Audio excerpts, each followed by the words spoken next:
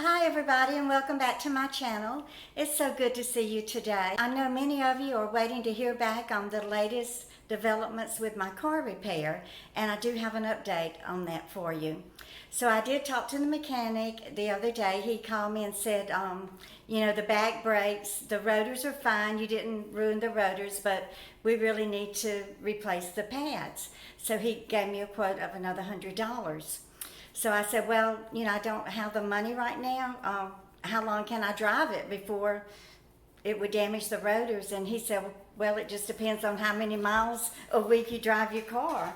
And he said, but, I would really recommend that you not drive it, that you get the pads replaced as soon as possible.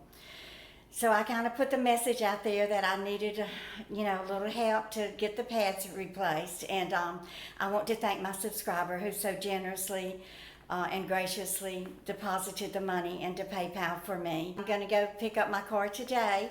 I did call the mechanic and said, go ahead and put the pads on, and then I will be walking back over there this afternoon when he calls me to let me know that it's been fixed and I can drive it safely again. So I just wanted to address something. Now I got a lot of views on the video about me being upset, trying to survive on Social Security and, not having money for just regular maintenance on a car. For me, a car is a necessity, and just being on a low income, you can't even afford to get the spark plugs changed, and it's a struggle just getting the oil changed every few months. I do understand the circumstance that you're in with trying to survive on Social Security, and there's so many of you who do not even own a car because you can't afford to put gas in it or the upkeep on it. And I do understand that, and I'm so sorry that you are also in such a predicament. And I just wish that we could all band together and do something. We can't depend on the AARP to help us because they're controlled basically by all of the money grabbers in Washington, and the AARP are big lobbyists, and they're more, in my opinion, they're more out for themselves and making money for themselves than they are to help retired people like us. We need to do something, band together and do something, march on Washington, or ride a wheelchair on Washington, or ride your scooter on Washington, or take your walker and walk on Washington, whatever it takes. We've got to get together and make our voices be heard. We need to become active and make Washington and all of the lawmakers wake up and realize that we need help. This little cost of living increase, while it was wonderful, it was almost 6%, and it put about $60 into our Social Security checks. Look what happened. Then the price of fuel went up even more than I've ever seen in my lifetime, and the prices of food is just outrageous. I don't know what they expect us to do.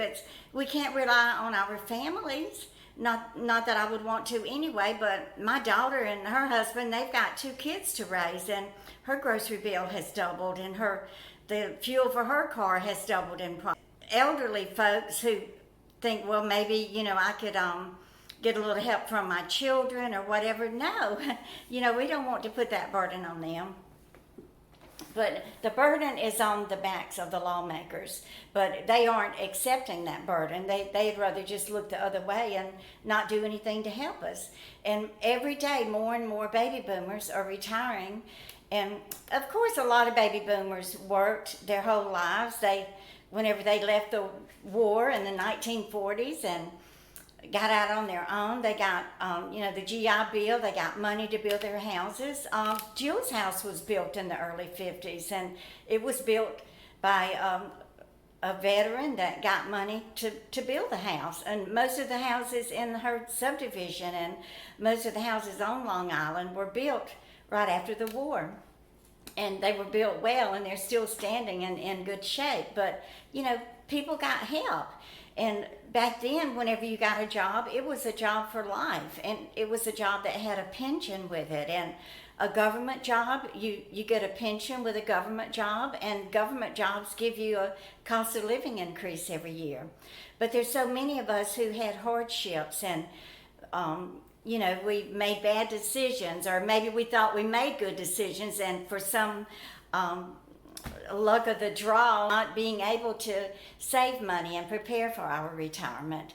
Especially us women, most of us women didn't work 30 or 40 years. We couldn't work. We had to, we were pregnant. We had to give birth. We had babies to breastfeed. We had to stay home and take care of our husbands and the family. We didn't get out there and earn a living and pay into Social Security. So even, us who are retired, the women are in worse shape. I do get a small pension from having been married to John for over 10 years, but it's very small because he didn't work on a regular basis, and he definitely never paid into a pension plan. So I get a very small pension from him. But something's got to be done. But anyway, back to my car. So I am waiting for a call, and I will walk over there and I'll pick it up hopefully this afternoon. It shouldn't take him too long just to put the pads on the brakes. So again, I just want to express my gratitude and appreciation for all of the wonderful views that I got and the beautiful, loving, and gracious comments. Thank you so much, everyone, and thank you especially to y'all who defended my daughter Jill. I really appreciate it. And thank you for the ones who came through yesterday and helped me to gather the money so that I could finish with the repairs on my car. I really appreciate it, and I will pray for you, and may God bless you in abundance. So y'all please give me a thumbs up and share. And if you're new here, which I have probably 30 new subscribers this week, I want to welcome you to my YouTube family. You will be loved and accepted here.